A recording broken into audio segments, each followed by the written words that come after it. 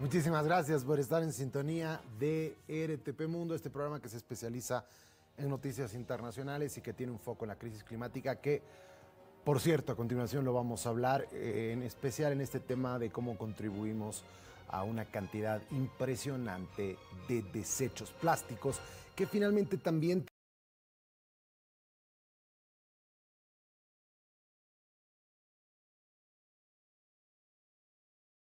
terminan impactando nuestra vida, impactando a las comunidades, impactando a los animales, impactando a nuestro entorno.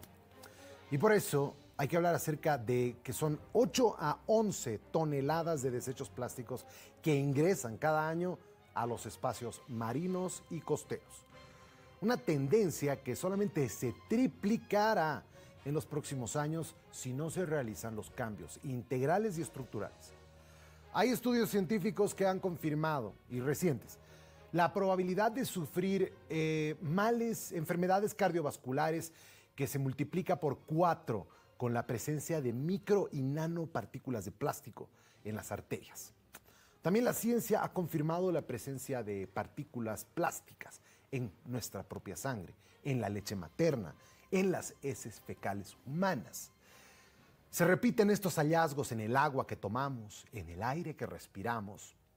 Los plásticos se encuentran en todos los hábitats del planeta, afectando negativamente todos los servicios ecosistémicos, poniendo en riesgo las mismas condiciones planetarias de las que depende el ser humano para su supervivencia. Este 22 de marzo, organizaciones de México, Chile, Argentina, Costa Rica, Colombia, El Salvador y Panamá se reunieron para analizar el proceso de negociaciones del Tratado Global para detener la contaminación por plásticos.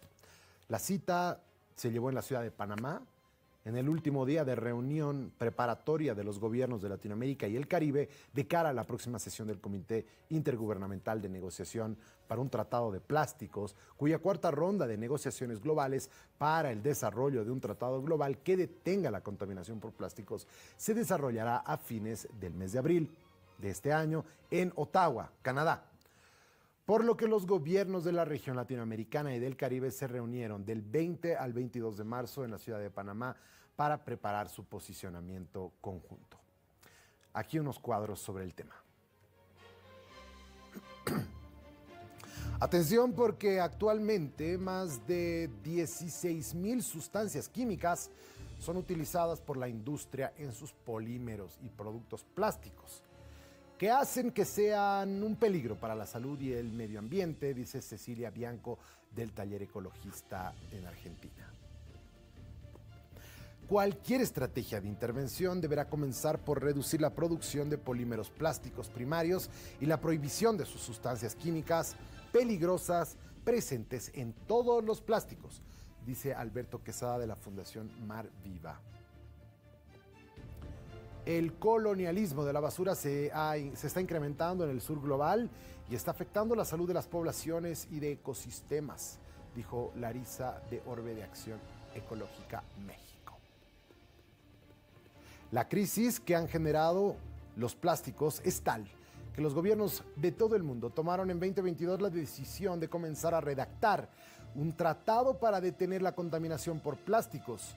Alejandra Parra, de la Red de Acción por los Derechos Ambientales, la Alianza Basura Cero Chile.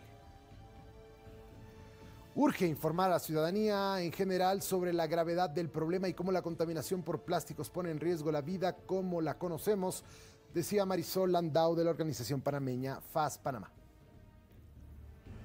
Bueno, y para hablar de este tema, algunos detalles tal vez sobre este acuerdo, ese tratado, súper interesante para tratar de ver cómo detener esta fatídica situación, que ustedes van a ver las imágenes de apoyo, porque 11 toneladas de plásticos anualmente es una cifra enorme que no cabe mucho en nuestras cabezas lo que representa en cantidad. A ver, para hablar de aquello, desde Costa Rica, Alberto Quesada, experto en contaminación marina de Mar Viva, Panamá. Buenas tardes, bienvenido. Buenas tardes, Juan Carlos, y un placer saludarle a todas Jorge las Luis. personas que... Jorge Luis, perdón. Bien, muchísimas gracias por atender esta entrevista. Y Alberto, Hablemos primero acerca de lo que representa esta contaminación. ¿Qué significa, cómo es el proceso para que llegue de ser una cantidad importante de plásticos, 11 toneladas anuales, cómo éstas se convierten en microplásticos y nanopartículas que ingresan a nuestro torrente sanguíneo?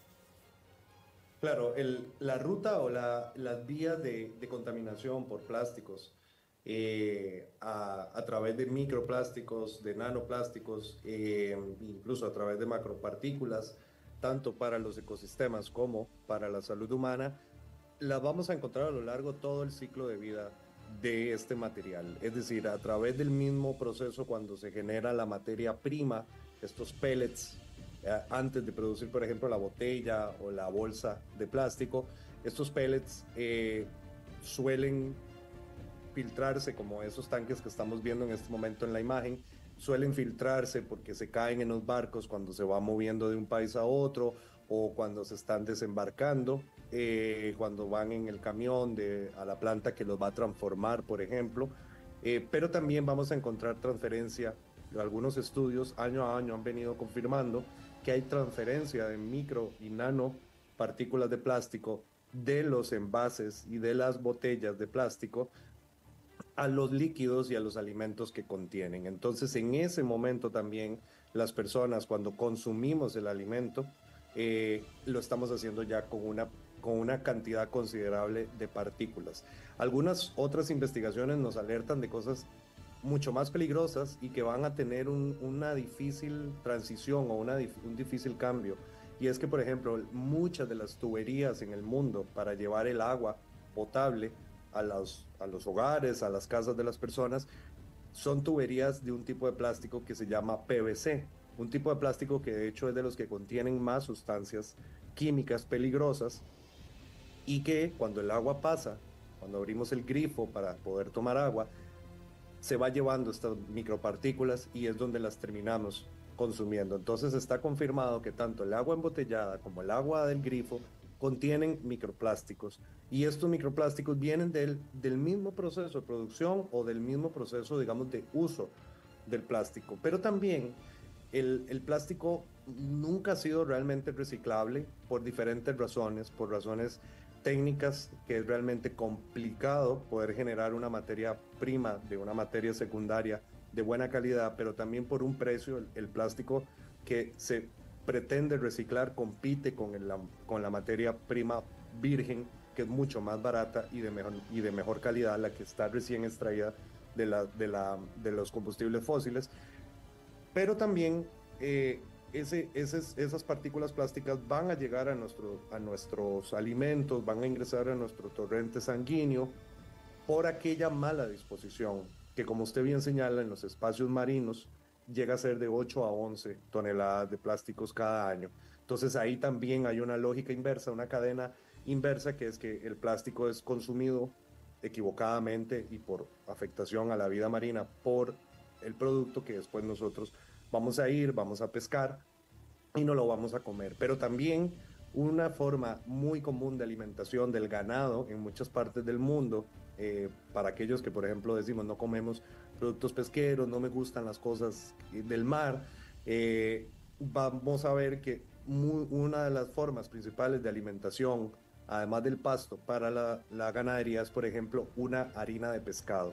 Y ahí entonces entra el microplástico. De cierta manera, la dieta marina es la base de todas las dietas del mundo, de todas las personas. Entonces es muy importante esta afectación particular en los espacios marino y marino costeros. Pero como les digo, la afectación por microplásticos que nos llega a nosotros y a nosotras también viene del uso, por ejemplo, del utilizar envases que, aunque diga que es seguro para microondas, lo cierto es que nos faltaba mucha información científica para poder confirmar esa leyenda. Y eso es parte de lo que esta negociación internacional pretende corregir, y es que se tengan que hacer, evaluar de manera adecuada, realizar los estudios para estos productos, para estos materiales, antes de poder decir es seguro para el uso de microondas, porque hoy lo que sí se ha confirmado es que calentar los alimentos en esos envases de plástico de hecho acelera el proceso de transferencia de micropartículas alimento. Entonces, vemos muy claramente cómo el problema de la contaminación por plásticos no solo es un problema de ese desecho plástico en el botadero, en el espacio marino, sino que la contaminación por plástico la vamos a ver a lo largo todo el ciclo de vida. Uno de los grandes problemas de la contaminación o uno de los grandes dolientes en este proceso son, por ejemplo, las comunidades, en su gran mayoría comunidades vulnerables en el mundo que se encuentran, son lo que llamamos comunidades en el frente, en la línea del frente. Son comunidades que están circundando las plantas de producción de plásticos, de polimerización, de extracción de la materia prima, y estas son las primeras afectadas por contaminación atmosférica, por contaminación de los mantos acuíferos, de las fuentes de agua, y eso sin todavía considerar precisamente las imágenes que estamos viendo de todos los desechos que también van a llegar a los espacios ambientales. Hoy el Everest tiene desechos plásticos o partículas plásticas, el aire que respiramos contiene micropartículas de plásticos y, como les decía al inicio, la mayoría del agua que bebemos, ya sea del grifo o embotellada, viene contaminada con partículas plásticas. Alberto, quiero entender un poco usted en su experticia sobre el tema, qué es lo que ha podido escuchar, qué es lo que se ha hecho asesorar en términos estrictamente médicos de lo que representa ingerir esta cantidad de partículas que se encuentran en todo lado ahora, incluso como lo manifestábamos hasta en la leche materna. Sí, por muchísimos años, tenemos que decirlo, por muchísimos años hubo sectores industriales muy interesados en que estas investigaciones no se realizaran. Y continuamente la Organización Mundial de la Salud decía, necesitamos inversión de recursos para poder investigar, porque hace 4 años teníamos muy claro ya que los plásticos estaban presentes en la salud, en el cuerpo humano. Los plásticos estaban presentes en nuestros alimentos, pero hace 4 años todavía el sector industrial global del plástico nos decía, pero no tiene ningún impacto negativo. Pero no se estaban haciendo los estudios que confirmaran esto. Y aquí se aplica un principio importantísimo que es el principio precautorio. O sea, hay ciertas cosas que antes de seguir utilizando o produciendo, debemos de hecho confirmar que son seguras y no al revés, que es que se permita el consumo y el uso hasta confirmar que son inseguras. Lo cierto es que ya por fin en los últimos años se han podido llevar a cabo estas investigaciones científicas publicadas, revisadas a través de peer reviews, o sea, expertos y expertas técnicas que revisan lo que otros han realizado y confirman que la metodología es correcta y que se replican los resultados aplicando la metodología, y nos han dicho que efectivamente la presencia de plásticos, que no es un pedacito de un producto inerte que solo se ve feo, dirían algunos, no, eso es un pedacito de un químico. Lo que es un microplástico es un pedacito de un químico conformado por otra serie de sustancias químicas adheridas intencionalmente y otras que de hecho aparecen de manera no intencional producto de las mezclas que se van haciendo. Entonces, producto de querer un plástico de cierto color, con cierta rigurosidad, con cierta capacidad de resistir cierto calor, vamos agregando sustancias que van o que tienen la capacidad confirmada de disrumper o afectar nuestro sistema hormonal o nuestro sistema endocrino, causando directamente males como la diabetes, cáncer de testículo, cáncer de seno, problemas de crecimiento. Está confirmado que todas estas sustancias, que son en el orden de miles presentes en los plásticos, disruptoras endocrinas, tienen la capacidad de afectar mucho más fuerte a las personas más jóvenes cuando su sistema hormonal está en medio, digamos, proceso de desarrollo. Entonces son mucho más vulnerables a estas sustancias que afectan el sistema hormonal y por lo tanto pueden disminuir la capacidad intelectual, disminuir el coeficiente intelectual, disminuir la expectativa de vida. Y eso es solo una familia de sustancias químicas que conforman los plásticos. También tenemos otras sustancias químicas presentes, que es lo que llamamos los químicos para siempre o los forever chemicals, que son, por ejemplo, unos que voy a decir solo las siglas, que se llaman PFAS, PFAS, que son perfluorados, que es, por ejemplo, el típico presente, y yo creo que en casi todas las partes de América Latina le decimos teflón. Y es este sartén que hace que las cosas, por ejemplo, no se peguen. Ese teflón es una capa de plástico, de hecho. Ese teflón es esencialmente un pipa. Y es un contaminante que va a estar presente por siempre. Una vez creado por el ser humano, no hay forma que desaparezca del ambiente, no se degrada, no se fragmenta, no se va al espacio, se queda ahí y tiene un alto poder cancerígeno. Alberto, ya me estoy quedando sin tiempo. Lo último, por favor, breve. Necesito conocer lo que nos puedas comentar de mayor relevancia sobre este tratado para evitar la contaminación de plástico.